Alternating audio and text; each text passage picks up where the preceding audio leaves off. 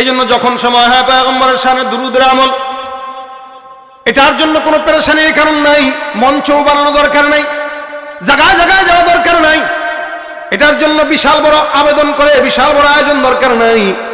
বসে রইছেন পড়েন সাল্লাল্লাহু আলাইহি ওয়াসাল্লাম, শুয়ে রইছেন পড়েন সাল্লাল্লাহু আলাইহি ওয়াসাল্লাম, বাজারে যাইতেছেন পড়েন সাল্লাল্লাহু আলাইহি ওয়াসাল্লাম, যখন মন চায় তখন পড়েন সাল্লাল্লাহু আলাইহি ওয়াসাল্লাম। যত বেশি পড়বেন নবী ডাক দেয়া বলেন আওলান নাস বি ইয়াউমাল কিয়ামাতি আকসারুহুম আলাইয়া সালাহ। যেই ব্যক্তি যত বেশি আমি পয়গম্বরের উপর দুরূদের আমল করবে, আমার আল্লাহ জান্নাতে আমার পাশের ঘরেই তাকে অবস্থান দিয়ে দিবে। সুবহানাল্লাহ।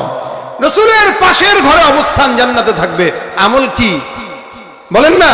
সাল্লাল্লাহু আলাইহি ওয়াসাল্লাম। এতটুকু আমল, এতটুকু আমল দিয়ে অনেক আকাবির বুজুর্গানে দিন না নবীর দিদার নসিব হয়ে গেছে। জমিনের ভিতরে আমরা নবীর দিদার পাই না, সরাসরি দেখা নাই, কিন্তু কোন ইমানদার মুমিন বান্দা যদি আল্লাহ পাক রব্বুল আলামিনের পয়গম্বরের নামের উপর দরুদ পড়ে, আল্লাহ পাক রব্বুল আলামিন স্বপ্ন যুগে হলো ওই বান্দাকে আল্লাহর নবীর দিদার নসিব করায় দিবে। মুসলমান নবীর উম্মত, আল্লাহ পাক রব্বুল আলামিনের এমন কিছু বান্দা ছিল যারা পয়গম্বরকে মহব্বত করতেন। ইমাম মালিক রাহমাতুল্লাহ আলাইহি অনেক বড় 4 ইমামের অন্যতম।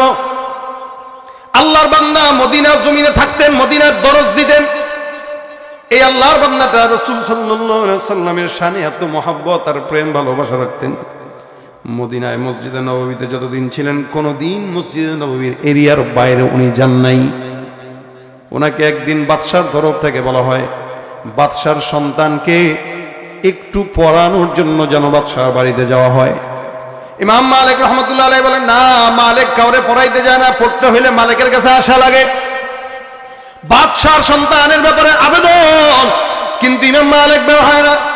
বাদশা নিজেই তার সন্তানকে নিয়ে আসলো, ডাক দিয়া বলে, কি ব্যাপার, আপনাকে আমি আবেদন করলাম, আপনি কেন আমার বাসায় গেলেন না? ইমাম মালিক রাহমাতুল্লাহ আলাইহি বলেন, মদিনার এরিয়ার বাইরে আমি ইমাম মালিক বের হই না। কেন?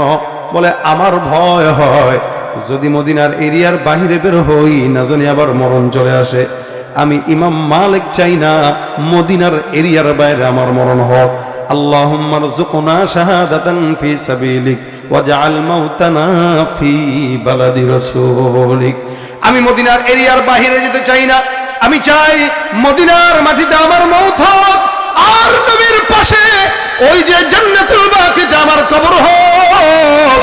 আল্লাহর নবীর রওজার পাশে যদি আমার কবর হয়, হয়তোবা নবীর রওজা থেকে কিছু রহমতের বাতাস আমি ইমাম মালিকের কবরে পৌঁছায় যাবে। এটা কেমন মহব্বত, যার কারণে ইমাম মালিক রাহমাতুল্লাহি আলাইহি মদিনার জমিনে 70 বছর পর্যন্ত অবস্থান করা কালে কোনোদিন নিজের পায়ে কোনোদিন জুতা পরিধান করে হাঁটেন নাই, জুতা ছাড়া হাঁটছেন। এখনো পর্যন্ত কিছু মানুষকে দেখা যায় যারা জুতা ছাড়া নবীর রওজার আশেপাশে ঘুরে, বিশাল গরম রোদের ভিতরে খালি পায়ে হাঁটে। কেন রে? ওর মনের ইচ্ছা, ওর মনের ভালোবাসা যে কোন জায়গায় যেন আমার নবীর পা লাগছে, আমার পাও যদি লাগে আর দুইটা রেখা যদি এক হয়ে যায় তো নবীর সঙ্গে হয়তো জান্নাত হয়ে যাবে। নবী পাড়া দিছে, আমি কেমন জুতা পায়ে হাঁটি? এটা মহব্বতের চূড়ান্ত পর্যায়ে, ভালোবাসার চূড়ান্ত পর্যায়ে যখন থাকে মানুষ তখন পাগল হয়ে যায়। আশেকে পাগল হয়ে যায়। আশেক এত পাগল, তো কিছু কিছু পাগল মনে করেন রওজার কিনারায় হাঁটে আর পাগলামি করে। অনেক পাগল আছে মদিনায়, রওজার কিনারায় হাঁটে আর পাগলামি করে। এক আল্লাহর বান্দা তার নিজের এশকোটা এভাবে উনি বর্ণনা করেন, যাহারে মদিনায় মসজিদে নববীর পাশ দিয়ে কত মানুষ হেঁটে যায়, রাসূলের রওজায় সালাম জানায়। যারা নবীর রওজায় গেছেন তারা জানেন, গেছেন তো ইনশাআল্লাহ? কারা কারা গেছেন হাতটা তুলে দেখান। আল্লাহ কবুল করো তাদেরকে, আল্লাহ আবার যাওয়ার তৌফিক দান করো, আল্লাহ বারবার যাওয়ার তৌফিক দান করো। তো ওখানে কি করে বলে, এখানে যখন হেঁটে যায় তখন দাঁড়ানোর সুযোগ নাই, 10 সেকেন্ড দাঁড়াইতেও দেয় না, 5 সেকেন্ডও দাঁড়াইতে দেয় না, হাররেক তাড়াতাড়ি সর, একটা একটা করে সরায় দেয়। দেখ আল্লাহওয়ালা কয়, আরে সারা জিন্দেগি আমি আমার বিছানায় অসুস্থতায় কাতরাই, আমার এই অসুস্থতা যখন হয় তখন বিছানায় পড়ে থাকি, হাসপাতালে নেওয়ার জন্য গাড়ি লাগে, আমাকে মানুষ ধরা লাগে। রাসূলের রওজায় যেহেতু আল্লাহ পাক সুস্থ অবস্থায় নিয়ে আসছেন, নবীর রওজার সামনে যখন যাব, আল্লাহ তুমি আমার একটু অসুস্থ বানায় একটু ফালাই দিও। মালিক তুমি যদি আমাকে নবীর রওজার সামনে অসুস্থ বানায় ফালায় দাও, তাহলে এমনও তো হতে পারে গাড়ি আসবে, মানুষ ধরার জন্য আসবে, যতটুকু সময় লাগবে ততটুকু সময়ে সরকার কায়নাতের সঙ্গে বসে বসে প্রেমের কথা বলবো। আমি ওই জায়গায় যখন যাব, আল্লাহ তুমি আমার একটু অসুস্থ বানায় মাথাটা ঘুরায় ফালায় দিও নবীর রওজার সামনে। নবীর রওজার সামনে যদি মাথা ঘুরায় ফালায় দাও, আয় আল্লাহ, অথবা আমি তো এরকম হব, নবীর রওজার সামনে যেয়া পাগলের মতো করে আচরণ করব, মানুষ যেন আমার পাগল মনে করে ছেড়ে দেয়। কিন্তু আমি যে কার পাগল এটা তো মাওলা ছাড়া নবী ছাড়া কেউ জানে না। মিয়ানে আশিক মাশুক রমজিস, মিয়ানে আশিক মাশুক রমজিস, کرامن کاتبن راہم خبر نیست عشق عاشق لست کوچو برفروب ہرچ جز معشوق باقی جملہ سو। ইমাম আহমদ ইবনে হাম্বল রাহমাতুল্লাহ আলাইহির ঘটনা উল্লেখ আছে, ওনার জীবনীতে ওনার ব্যাপারে ঘটনা আছে। আল্লাহর বান্দা চার ইমামের অন্যতম একজন ইমাম ইমামে আহমদ ইবনে হাম্বল রাহমাতুল্লাহ আলাইহি। এই আল্লাহর বান্দা একদিন 5 দিন পর্যন্ত অসুস্থ অবস্থায় না খেয়ে পড়ে আছে, খাবার পায় না, ক্ষুধার যন্ত্রণায় কাতরায়। আমাদের আকাবের আসলাফরা ক্ষুধার যন্ত্রণায় কাতরাইতো, তারপরেও ইলম থেকে তারা কোনোদিন দূরে সরে নাই। 24টা ঘন্টা কিতাবের সঙ্গে তাল্লুক রাখছে, যার কারণেই তো হাদিসগুলো আমরা এই পর্যন্ত পেয়েছি। ওনারা যদি হাদিসগুলো বর্ণনা না করতেন, সুন্দর করে বেছে বেছে না দিতেন, আমরা পাইতাম না। ইমাম আহমদ ইবনে হাম্বল রাহমাতুল্লাহ আলাইহি 5 দিন পর্যন্ত খাবার খায় না। এই আল্লাহর বান্দাটা একদিন 5 দিন পর্যন্ত খাবার না খেয়ে নবীর রওজার সামনে হাজির।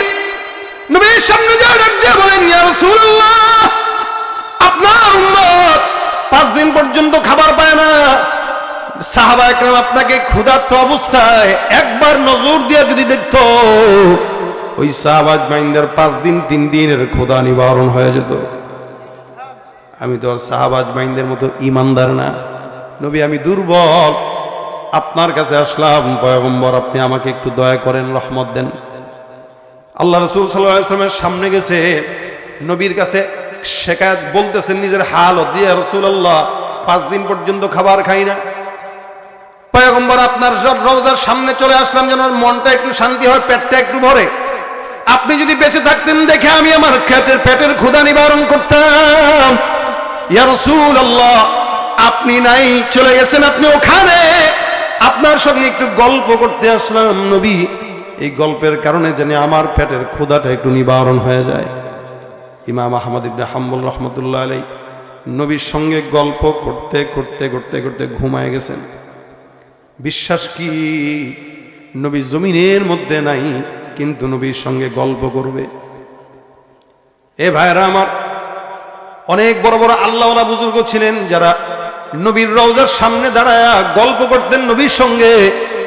আসলেই মূলত তারা পয়গম্বরের নগে কথা যখন বলতেন, তখন তাদের কথা নবী শুনতেন, নবীর কথা তারাও শুনত। এটা হইল কাশফু আলা দিল। মানুষ যখন তার চোখে দিয়ে গুনাহ করে, অন্তর দিয়ে জিনা করে, তখন তার অন্তর চক্ষু বন্ধ হয়। কিন্তু যে সমস্ত আকাবির আশিক রাসূলুল্লাহ অন্তর চক্ষু খোলা ছিল, আমার আল্লাহ নবীর রওজার সামনে দাঁড়াইলে তাদের কাশ খুলে দিত, তো নবীর সঙ্গে তাদের দিদার নসিব হয়ে যেত। ইমাম আহমদ ইবনে হাম্বল রাহমাতুল্লাহ আলাইহি নবীর সঙ্গে কথা বলা শুরু করে দিল। কিছুক্ষণ পর আল্লাহর বান্দা ঘুমায়। ইমাম আহমদ ইবনে হাম্বল ঘুমায় স্বপ্ন দেখে, হযরত এক পাশে ওমর আর এক পাশে আবু বকর। ওমর রাদিয়াল্লাহু তাআলা আনহু বসা, আবু বকর বসা, আলী রাদিয়াল্লাহু তাআলা আনহু পিছনে। ইমাম আহমদ ইবনে হাম্বল শুয়ে রয়েছেন। কিছুক্ষণ পরে হযরত আলী রাদিয়াল্লাহু তাআলা আনহু তাকে, ইমাম আহমদ ইবনে হাম্বলকে ঘুমের ভিতরে ধাক্কা দিয়ে বলতেছে, বেটা উঠ। ঘুমের ভিতরে বলতেছে। মানুষ যখন স্বপ্নে দেখে, তখন এই স্বপ্নগুলো মানুষের কাছে বাস্তব মনে হয়, যার কারণে মানুষ মনে করে না, বুঝে না যেটা স্বপ্ন না বাস্তবতা। কিন্তু ঘুম ভাঙলেই তো মনে হয় যে বুঝে এটা স্বপ্ন। যতক্ষণ স্বপ্নের ডানায় মানুষ ভেসে বেড়ায় তখন সে জিন্দেগিতেও বোঝে না। ইমাম আহমদ ইবনে হাম্বল দেখতেছেন এক পাশে ওমর, এক পাশে আবু বকর, পিছন থেকে হযরত আলী রাদিয়াল্লাহু তাআলা ডাক দিয়া বলেন, এ আহমদ ইবনে হাম্বল, এখনো শুয়ে আছো? তাকায় দেখো, আখেরি নবী পয়গম্বর তোমার দিদারের জন্য চলে আসছে। দাঁড়ায় যাও, উঠে যাও, নবী তোমার সঙ্গে দেখা করার জন্য আসছে। ইমাম আহমদ ইবনে হাম্বল রাহমাতুল্লাহ আলাইহি দাঁড়ায় যায়। ইমাম আহমদ ইবনে হাম্বল রাহমাতুল্লাহ আলাইহি যখন দাঁড়াইলেন তখন দেখেন পয়গম্বর আল্লাহ রাসূল সাল্লাল্লাহু আলাইহি ওয়াসাল্লামের সঙ্গে দেখা করলেন, মুসাফা করলেন, মুআনাকা করলেন। ইমাম আহমদ ইবনে হাম্বলের চেহারার কপালে দুই চোখের মাঝে আপনার আমার পয়গম্বর আলতো চুমু খেয়ে নিলেন। ইমাম আহমদ ইবনে হাম্বল স্বপ্ন দেখতেছে। ইমাম আহমদ ইবনে হাম্বল স্বপ্ন দেখলেন নবী সাল্লাল্লাহু আলাইহি ওয়াসাল্লাম কপালে চুমা খাইছেন। হ্যাঁ, অনেক বুজুর্গানে দিন দেখা হয়েছে তো স্বপ্নে রাসূল চুমা খাইয়া দেয়, এটা মহব্বত বেশি প্রকাশ হওয়ার আলামত। নাউসরফের একজন বহুত বড় ইমাম ছিলেন, ইমাম আসিম কুফি রাহমাতুল্লাহ আলাইহি তার নাম। এ আল্লাহর বান্দা যখন কথা বলতেন তো উনার জবান থেকে মিশকের ঘ্রাণ বের হইতো। আমরা কথা বললে তো আমাদের জবান থেকে গন্ধ আসে, এটা মানব বৈশিষ্ট্য যে মুখ থেকে ঘ্রাণ নয় গন্ধ আসে। কিন্তু ইমাম আসিম কুফির জবান থেকে ঘ্রাণ আসতো, সুঘ্রাণ। এই সুঘ্রাণ যখন আসতো তো উনার খাদেমরা, ছাত্ররা উনার সঙ্গে সামনে যে কথা বলতেন ঘ্রাণটা যেন বেশি নাকে লাগে। সুবহানাল্লাহ। একদিন এক খাদেম প্রশ্ন করে, হুজুর ব্যাপারটা বুঝলাম না, সবার সঙ্গে কথা বললে মুখ দিয়া দুর্গন্ধ আসে, আপনার সঙ্গে কথা বললে এত ঘ্রাণ কোত্থেকে আসে, কেমনে হইছে হুজুর বলেন? ইমাম আসিম কুফি বলেন, রে তোরা জিজ্ঞাসা করলে বিপদে ফেলাই দিলি। বলতেছি শোন, আমি একদিন রাসূল সাল্লাল্লাহু আলাইহি ওয়াসাল্লামকে স্বপ্নে দেখছি, দুরূদ পড়তে পড়তে ঘুমাই গেছিলাম। আমার আদত হইল আমি প্রতিনিয়ত প্রত্যেক দিন 1000 বারের বেশি দুরূদ পড়ি ঘুমানোর আগে। একদিন অনেক মুফাসসিরিন একরাম বিশেষ করে থানভী রাহমাতুল্লাহ আলাইহি একটা আমল দিয়েছেন, কোন ইমানদার যদি তার ঘুমের আগে 1000 বার দুরূদ শরীফ আর 1000 বার সূরাতুল কাউসার পড়ে ঘুমায় তো আল্লাহ তাকে ওই রাত্রে পেয়ারা নবীকে স্বপ্নে দেখায় দিবেন। এটা আমাদের আকাবের বুজুর্গানে দিনদের আমল, ওনারা আমল দিয়েছেন, এটা ওনাদের তাজরিবা থেকে, অভিজ্ঞতা থেকে আমল দিয়েছেন। তো এই ইমাম আসিম কুফি বলতেছেন, আমি রাতের বেলা ঘুমাইলাম, ঘুমের আগে দুরূদ পড়ছি, দুরূদ পড়ার পরে ঘুমাইছি, স্বপ্নে দেখি নবী করিম সাল্লাল্লাহু আলাইহি ওয়াসাল্লাম স্বপ্নে আমার ঘরের দরজায় টোকা দেয়া দাঁড়ায় রয়েছে। আমি দরজা খুলে দেখি রাসূল সাল্লাল্লাহু আলাইহি ওয়াসাল্লাম আগমন করছে আমার ঘরে। সুবহানাল্লাহ। নবী সাল্লাল্লাহু আলাইহি ওয়াসাল্লাম আমাকে বললেন, আরে আসিম কেমন আছো তুমি? বলি ইয়া রাসূলুল্লাহ ভালো আছি। তুমি এসো, আমার কাছে আসো, আমার বুকে আসো। নবী আমাকে বুকে নিলেন, আমার কপাল আমার ঠোঁটে চুমা খেয়ে বললেন যে ঠোঁট আমি নবীর উপরে দুরূদ পড়ে, ওই ঠোঁট জান্নাতি ঠোঁট। আল্লাহ রাসূল সাল্লাল্লাহু আলাইহি ওয়াসাল্লাম আমার ঠোঁটে চুমা খেয়ে দিয়েছেন। আমি সেদিন থেকে ঘুম থেকে যখন জাগি তো আমি অনুভব করলাম যে আমার জবান থেকে মিশকের ঘ্রাণ আল্লাহ পাক ছড়ায় দিয়েছে। এটা স্বপ্নে রাসূল করিম সাল্লাল্লাহু আলাইহি ওয়াসাল্লামের ওই দিদার আর সংস্রবের বরকত। রাসূল সাল্লাল্লাহু আলাইহি ওয়াসাল্লামের মহব্বত কারে বলে দেখেন, প্রেম কোথায় নিয়ে যায় মানুষ। ইমাম আহমদ ইবনে হাম্বল বলেন, নবী করিম সাল্লাল্লাহু আলাইহি ওয়াসাল্লাম স্বপ্নে আমার কাছে আসলেন, দেখা দিয়া দিলেন, তারপরে আল্লাহর হাবিব আমার কপালে চুমা খায়া দিলেন। নবী আমার কপালে চুমা খায়, আমি আল্লাহর নবীকে ডাক দিয়া বললাম, ইয়া রাসূলুল্লাহ, পয়গম্বর 5 দিন যাবত হয়ে গেল আমি ক্ষুধার্ত। আল্লাহর নবী সাল্লাল্লাহু আলাইহি ওয়াসাল্লামের হাতে একটা রুটি ছিল। নবী করিম সাল্লাল্লাহু আলাইহি ওয়াসাল্লাম কিছু ওমরকে দিলেন, কিছু আলীকে দিলেন, কিছু আবু বকরকে ছেড়ে দেয়, আর ওখান থেকে অর্ধেক টুকরা আমি আহমদ ইবনে হাম্বলের হাতের ভিতরে ধরায় দেয়। সুবহানাল্লাহ। একটা রুটিকে 4 ভাগ করে আল্লাহর নবী আমাদের হাতে দিয়া দিলেন। ওমরও খায়, আবু বকরও খায়, আলীও খায়, আল্লাহর নবীও খায়, আমাকেও দিলেন। আল্লাহর কসম করে বলছি, রুটিটা খাওয়া অবস্থায় আমার ঘুম ভেঙে গেল। আমি তাকায় দেখলাম ঘুম থেকে জাগার পর ওই রুটির বাকি অংশ আমি আহমদ ইবনে হাম্বলের হাতে ধরা আছে। সুবহানাল্লাহ, সুবহানাল্লাহ। নবী আমার স্বপ্নের ভিতরে যে জিনিস ধরায় দিলেন ওটা আমি দেখলাম, এখন আমার হাতের ভিতরে বিদ্যমান। এ ভাইরা আমার, এটা আমার এই যে পর্যন্ত আল্লাহ নবী সাল্লাল্লাহু আলাইহি সাল্লামের মহব্বতে এই পর্যন্ত আমার অবস্থান হলো, এটার পিছনে অন্যতম কারণ ছিল পয়গম্বরের নামের উপর বেশি বেশি দুরূদ পড়া। আমরা দুরূদকে কষ্টের কারণ বানায় নিছি, যার কারণে আমাদের হালত এরকম। এই জন্য মুসলমান কষ্টের কারণ বানায় না। লম্বা দুরূদ দরকার নাই, বেশি কষ্ট হইলেও দরকার নাই, মঞ্চ তৈরি করা দরকার নাই, জায়গায় আলো বাতি জ্বালানোর দরকার নাই, তোবারকের ব্যবস্থাও করা দরকার নাই। আপনি যেই হালতে আছেন ওই হালতেই পড়েন সাল্লাল্লাহু আলাইহি ওয়াসাল্লাম। কষ্ট নয়, এটা আরাম। আপনি যখন এটাকে কঠিন মনে করবেন, না এটা পড়তে গেলে তো এই এই এই এই করতে হয়, তখন আপনার পড়া বাদ হয়ে যাবে, শয়তানের ওয়াসওয়াসা আপনার ভিতরে ঢুকবে। আর যখন মনে করবেন না 24 ঘন্টা আমি আমার নবীর শানে দুরূদ পড়বো, যখন যেই হালতে থাকি ওই হালতে পড়বো, তো ওই হালতে আপনার উপর রহমত আর বরকত নাজিল হয়ে যাবে। এজন্য যখন সময় হয় তখনই সাল্লাল্লাহু আলাইহি ওয়াসাল্লাম, সাল্লাল্লাহু আলাইহি ওয়াসাল্লাম, সাল্লাল্লাহু আলাইহি ওয়াসাল্লাম, মান সাল্লা আলাইয়া সালাতান ওয়াহিদা সাল্লাল্লাহু আলাইহি আশারা। আল্লাহ নবী বলেন, আমার উপরে কেউ যদি একবার দুরূদের আমল করে, আল্লাহ পাক ওই বান্দার উপরে 10 বার রহমত নাজিল করে দেয়। অন্য হাদিসে নবী বলেন 10 বার সম্মান বুলন্দ করে দেয়। অন্য হাদিসে নবী বলেন 10টা গুনাহ আল্লাহ পাক রব্বুল আলামিন মাফ করে দেয়। সুবহানাল্লাহ। সম্মান আল্লাহ পাক বুলন্দ করে দেন শুধু দুরূদের বরকতে।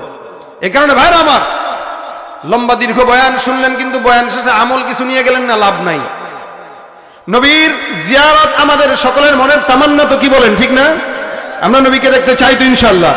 নবীর ইশক ও মুহাব্বত আবু বকরের মতো, ওমরের মতো যদি রাখি, ওই যে রাসূল সাল্লাল্লাহু আলাইহি ওয়াসাল্লামের কাছে সাহাবী আসছেন, এসে ডাক দিয়া বললেন, ইয়া রাসূলুল্লাহ, ওমরের মতো আমল নাই, আবু বকরের মতো আমল নাই, কিন্তু পয়গম্বর আপনি নবীর মহব্বত আমার দিলে আছে।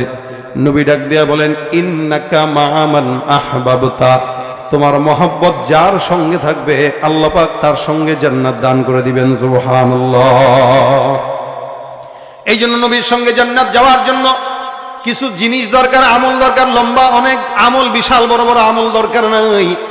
আল্লাহ নবীর সঙ্গে দেখা করার জন্য যখন যাবেন, তখন নবীর সুরতটা নিয়ে একটু যায়েন। মানুষ যখন মসজিদে নামাজ পড়ার জন্য যায়, দেখবেন ঘুষখোর সুদখোরটাও কিন্তু নামাজি হয়ে যায়। যেই বান্দা যার কাছে গায়, ওর বান্দা ওর মতো করে। হুজুরদের কাছে, পীর সাহেবের সঙ্গে যখন দেখা করতে যায়, তখন টুপি আর জুব্বা পরে যায়।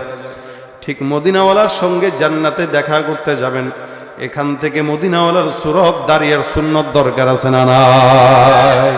কিন্তু আমাদের অধিকাংশ ভাইয়েরা, যুবকরা মনে করে এই বয়সে কি আর দাড়ি রাখা যায়? এটা কি দাড়ি রাখার বয়স? রাখতে চায় না। এরা মনে করে দাড়ি রাখলে মনে হয় বিয়ে শাদী হবে না, এরা মনে করে এটা। কিন্তু দাড়ি রাখেন, আপনার কাছে এই এলাকার সবচেয়ে ভালো সুন্দরী নারীটা আল্লাহ পাক জুটায় দিবে। যারা বিয়ে করেন নাই তাদের জন্য বলতেছি, দাড়ি রাখেন, যেই মেয়ে ঘরে আসবে ও 100% ইমানদার মেয়ে আসবে। আর দাড়ি রাখবেন না, দাড়ি না রাখার কারণে যে আসবে, খন্নাসটাই আসবে, যে মার্কেটে যায় যায় পরকিয়া করবে। এই জন্য দাড়ি রাখা দরকার না ওয়াজিব? বলেন বলেন বলেন, কি দরকার না ওয়াজিব? ওয়াজিব। দরকার যখন হবে তখন আপনি মনে করবেন যে দরকার তো রাখবো না, আর যখন ওয়াজিব মনে করবেন তখন না, রাখতেই হবে। কারণ দাড়ি কাটার গুনাহ 24 ঘন্টা গুনাহ, 24 ঘন্টা গুনাহ। নামাজ পড়বেন তো গুনাহ হইতেছে। আপনি মনে করছেন রাসূল সাল্লাল্লাহু আলাইহি ওয়াসাল্লামের শানে একটু মিলাদ টিলাদ করি, সওয়াব কামাই দেবো, ওই সময় গুনাহ হইতেছে। কেন? আপনি নবীরে দাওয়াত দিছেন আপনার ঘরে, যে নবী আপনি আসেন, আমি একটু আপনার শানে একটু দুরূদ টুরূদ পড়তেছি, আসেন। নবী আয়েশা দেখলো আপনার দাড়ি নাই, নবী কই তুই তো ভণ্ড, তোর কাছে আমি যাবো কেন? আর যখন আপনি দাড়ি রাখবেন, তখন নবী বলবে, আল্লাহ, ফেরেশতারা বলবে, আরে এই লোকটার তো দাড়ি আমার মতো দেখা যায়। ফেরেশতারা বলবে, আল্লাহ, এই বান্দার সূরত, চেহারা সব তার হাবিবের মতো। আল্লাহ বলবে, যার সঙ্গে মিল আছে তার সঙ্গে জান্নাত দিয়ে দাও, যাও। আর যদি কবরে যাওয়ার পরে দেখে, বাপরে বাপ, এটা তো ডোনাল্ড ট্রাম্পের মতো লাগতেছে দেখতে, চেহারা তো ট্রাম্পের মতো গো। আল্লাহ কোথা যার মতো দেখা যায় তার লগে দাও। আপনি কার সঙ্গে থাকবেন? নবীর সাথে না? নবীর সাথেই তো নাকি থাকবেন, বলেন ঠিকই, কিন্তু নবীর সুরত নিতে পারেন না। বলেন ঠিকই থাকবেন, নবীর সুরত নিতে পারেন না। এই কারণে নবীর সূরত আর সিরত দুটোই নিব, দরকার আছে না নাই? সিরত সূরত দুটোটা দরকার আমাদের জন্য, ওয়াজিব দাড়ি রাখা। এজন্য যে সমস্ত যুবকরা আছেন নিয়ত করবেন দাড়ি জবানে উঠাবো ইনশাআল্লাহ। কারা কারা আছেন হাত তুলে দেখান। আল্লাহ কবুল করো, আল্লাহ কবুল করো, আল্লাহ কবুল করো, আমিন। যে আজকে 10 জন যদি মাশাআল্লাহ, অনেকে তো দাড়ি আছে তারা হাত তুলছেন, দাড়ি নাই যাদের এরা অনেকে হাতটা নামায় ফেলছে, না এই বয়সে নিয়ত করব না, এই বয়সে নিয়ত করব না, নিয়ত করবো আরো পরে। ভাই অনেক সময় চোর চুরি করার পরে পোশাকের কারণে মাফ পায়। কোন চোর যদি পাগড়ি পরে চুরি করে মসজিদে, মানুষে কয় এ পাগড়ি পরে কেমনে চুরি করলো, এটা কেমনে মারি রে, মারলেও পাগড়ি খোল জুব্বা খোলের পরে ন্যাংটা করে বিড়া। কেন? যে এই পোশাক পরে কেমনে তার গায়ে আঘাত দেয়। তো ঠিক তেমনই ভাবে আপনি নবীর সুন্নাত দেয়া যাবেন, ফেরেশতারা আপনারা মারার আগে 10 বার চিন্তা করবে এটা কেমনে মারি, এত মদিনাওয়ালার সুরাত নিয়ে আসছে রে, এটা কেমনে মারি এটা। আরেক ফেরেশতারা কবে না এটা গুনাহগার, ও সুরাত নিয়ে আসলে কি হয়েছে, ও সুরাত নিয়ে আসলেও ও তো চুরি করছে, ও তো জেনা করছে, ব্যভিচার করছে, দুর্নীতি করছে, ঘুষ সুদ খাইছে। ফেরেশতারা বলবে ও যা মন চায় তাই করছে, হিসাব পরে হবে, আগে যার মতো দেখা যায় তার কাতারে ফেলা দাও, যাও পরে দেখা যাবে। একবার যদি নবীর কাতারে পড়ে যান আর কি বের হওয়ার সুযোগ আছে? আল্লাহু আকবার।